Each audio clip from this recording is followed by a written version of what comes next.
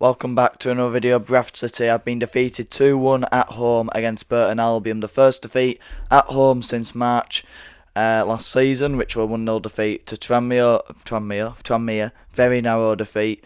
Previous to that, I'm pretty sure it was a defeat to Doncaster. And or there might have been one in between, but it's very rare that Bradford City lose at home. In fact, it's very rare that we even draw at home. In the last year, it's been wins. Since April 2024, we've been used to winning at home. We haven't been frustrated. Against poor teams and against better teams, we've found a way to grind out a tricky, scrappy, sloppy win against a team who have come and packed 11 men behind the ball.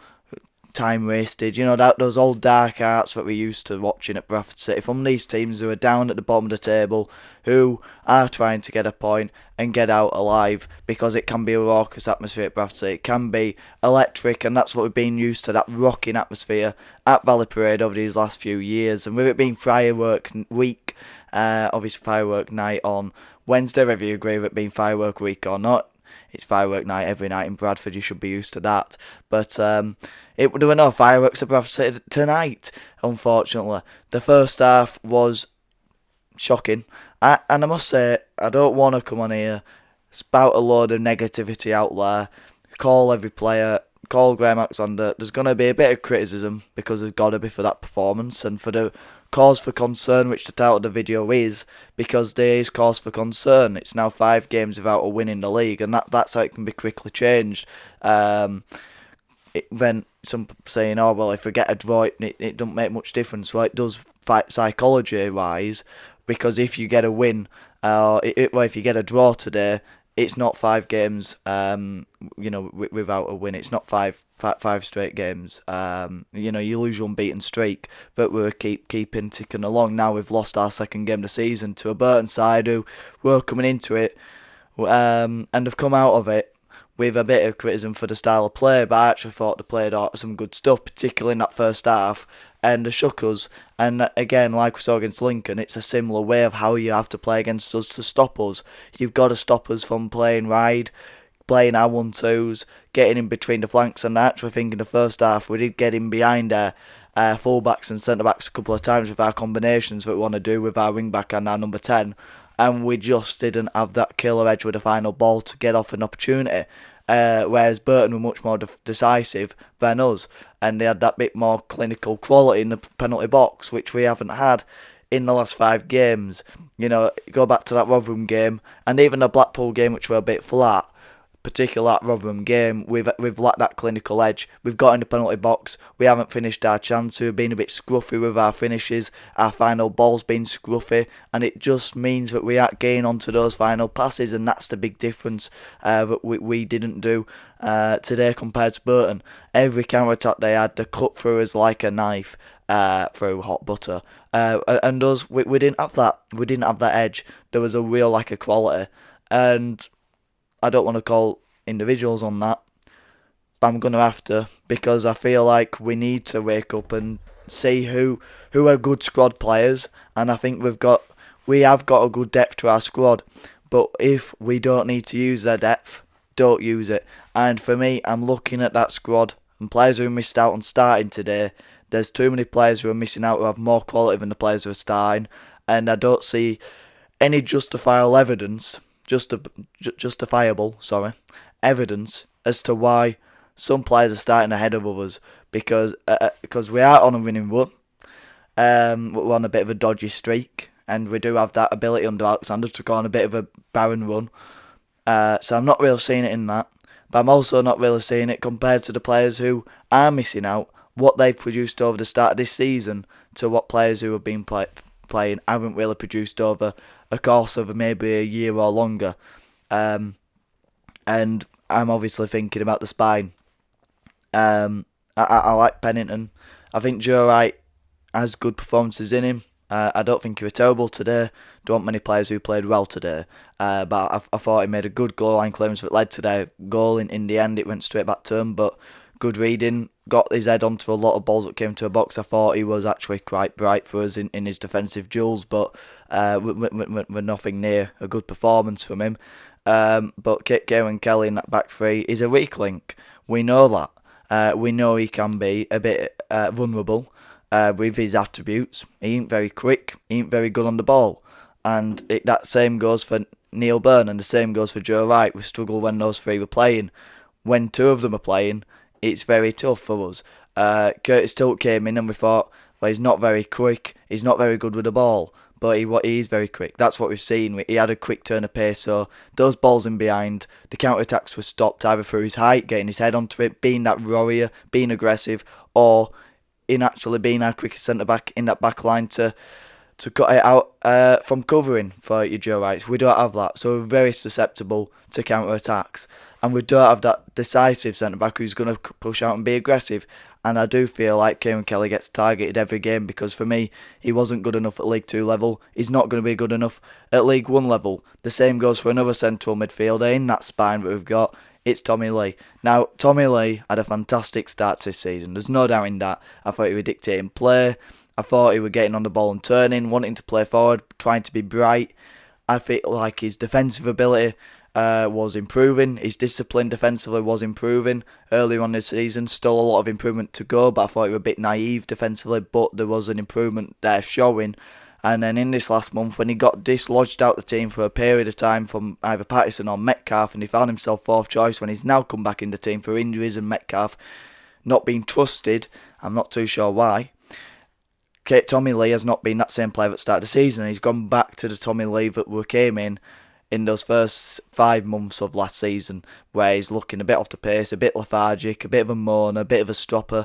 That came, I can't remember who it were against, but when he came off half time, he was dropping about after full time with Graham Alexander. He hasn't been that same player since, and that's what we've just seen a bit of that. And I saw it a bit today, stopping around with the referee, complaining, particularly when that goal went in, he was stropping about, and I don't like that at all. But his performance didn't warrant not looking past that either. That his performance was very similar, and I did not like that. It didn't impact that game anywhere near to the level that we expect. But comparing him to Jensen Metcalf and Alex Patterson, both came on, both bright, both turning, both running at defenders, both getting into that final third by carrying the ball, both being positive, both playing direct balls in behind, but into a good area where it's actually aiming for somebody. And they made a really positive impact on the game, and they both do when they start. It's not just about the reaction to being 2-0 down, the reaction to the first half performance, because that's what we saw from a lot of players. We saw from the performance. You look at the stats, we had 3 shots, 1 on target in that first half. Second half we had 14 shots, however many were on target in the end, but it were 14 shots. So that you just look at that and that's a huge improvement. And obviously we won the second half, but it's irrelevant, we didn't win the game. But there was a big improvement. But that was through a lot of it through the reaction that we needed. But I think the subs made a huge difference. And I'm not normally one who likes to say that. I'm not a big believer in that. But when you look at the players who came on, the type of players they are, the impact they have on games, like I already said with Patterson, Metcalf, and I love Jensen Metcalf, I really do. His composure on the ball, every time he gets it, he knows what he's going to do. He's very decisive on it. I do think defensively he can improve, but Graham Alexander must trust him. He's got to trust him, because he's got the potential to go so high in the game. He really has. I believe in him, you believe in him, I'm sure 90% of the fans, surely. I see that same player I see in Jensen Metcalf, but I don't know why Graham Alexander isn't quite seeing it, because he mustn't play, because he isn't trusting him to play him week in, week out. He needs a run of games, he needs 10, 15, 20 games, and every game is going to improve, every game is going to learn fine arts of the game, fine details, by working alongside a max power. If you're in a job with someone and you're working with someone at the top of their ability in their prime, who's a leader, who's vocal, who knows the arts of his job, you're going to improve every minute you're with that person. You're just going to pick up bits that they have, and you become more knowledgeable to the role that you're playing out. And Jensen Metcalf, at such a young age, playing with max power, he is going to become exceedingly better than him. And I just want Alexander to have that faith in him to play him 10, 20 games in a row, because he's honestly a special footballer. You saw it every time he gets the ball, the way he turns on it, he's very agile. Such a fantastic footballer. But then moving on into the front three, and this is where I have a big gripe against it in a minute.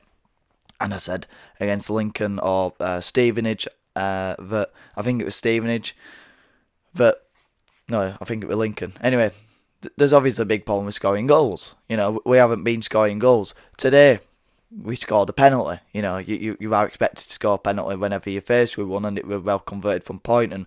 And I don't think Poynton had a poor game. I wouldn't want to level that at him.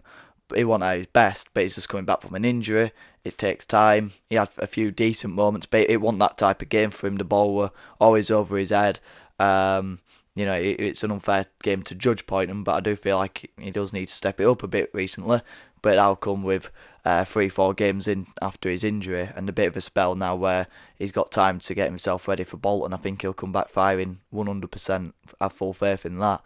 But then those other two positions, particularly with Sarcevic being a bit in and out so far this season, he hasn't really had that nailed down for one of 5 games because of his injuries that he's had or his poor performances at the start of the season, but recently he was firing on all cylinders with his goal contributions, the way he holds up the ball, his link-up play, and we do miss, when Sarcevic is firing like that, and we saw it last season, we really miss that link to the striker, to the other attacking midfielder, to the wing-back. No one else carries that role out like him. But Callum Kavanagh's not the guy to do that. He really isn't. Callum Kavanagh is not the guy to do anything. The guy's an half wit. The guy is he is clueless at his role. I look at him, I've said it countless times, I don't want to be this person who's Mr. Negative towards the same people having an agenda, but I don't see what he offers. I really don't. I don't. Please, someone tell me. Please tell me what Callum Kavanagh is good at. Apart from running, because everyone says he's good at running. My dog's good at running. He's dead, but he was good at running. If you blew a whistle, it'd run off, and that's what Callum Kavanagh is. You blow that first half whistle, and he runs, but then, he can't fetch the ball. He can't fetch the ball. He can't grab it in his head. He looks at the ball, and then he'll have a little bite for it, but then he never quite catches onto it. And that's like the dog. He'll run and run and run, but it can't actually get the ball in its mouth. He'll fetch for it, but he won't get it. And then even if he does get it, he drops it. He drops the ball. He has it in its mouth, bang, straight onto the floor, like a bloody, not snooker ball. Well, snooker ball. Let's go with a snooker ball. Like a number 8 snooker ball. It just drops straight down onto the floor like that, plummet. And that is it. Every time the ball goes into his foot, into his chest, onto his head, it just plummets straight back down to the ground and gets garrored by an opposition centre-back. I don't understand what he brings. He gets on the ball, he doesn't turn with it, and then he does turn into it, bang, he gets smacked into smithereens by the opposition centre-back because he hasn't got the physicality. He has got nothing that proves why he should be playing at this level. His performances, he gets through a run of games, he don't deserve it. I'm sorry, but he don't deserve it. Every other player has to work their way back into the team when they have an injury. Most players up and down the pyramid, unless you have proven that you are good enough for the level, you've done it before, you've got the proven quality, you might be a club legend. You're just that first player on the team sheet where we've just got to play him. Callum Kavanagh's not that guy. Callum Kavanagh, he's not the type of person you go, I've got to get him in my team. He's not, but for some reason, Graham Alexander says that, and like I said, I don't want to go for him. But there's been these team selections of that spine that I broke down, but then also little other team selections he's done recently, and I think his tactics is normally spot on. But for me, his team selections, they're getting poorer and poorer each week. Will Swan not on the bench either. He's been dropped out of the earth after missing 2 sitters against Rotherham. Every player makes mistakes, and he's our top goal scorer. He's a poacher. He's a great presser. And Callum Kavanagh, we talk about him. He's good pressing. He's a good runner. But does he actually ever win the ball when he's pressing? Does he ever score from a press? Will Swan pressed high and he won the ball. He'd be that link. He could hold the ball. I've seen people say he can't hold the ball. Not as well as Cook, but better than Humphries and Kavanagh. He could smother the ball. He could link off. He could press. He's got a bit of pace. He can run in behind. He can stretch a defence. He can run in the channels. He can link play with the attacking midfielders. He could do the lot, in my opinion, apart from that big focal point that Andy Cook is. But Andy Cook's 1 in a million. He's that type of player who is Callum Kavanagh. You go straight back in after his injury, and yeah, he done. And again, I like that he's getting protected, But why does Cam Kavanagh deserve the right to go straight back in, not earning his way in off the bench like a lot of the players have to earn the trust? I really, really don't like that. I don't agree with it, and he doesn't deserve to be playing just based off that alone, that merit of earning your way into a team. He hasn't earned his way in the team. He gets put straight back in. He's like, you're at a football club and you're playing with the manager's son. The manager's son is always straight in.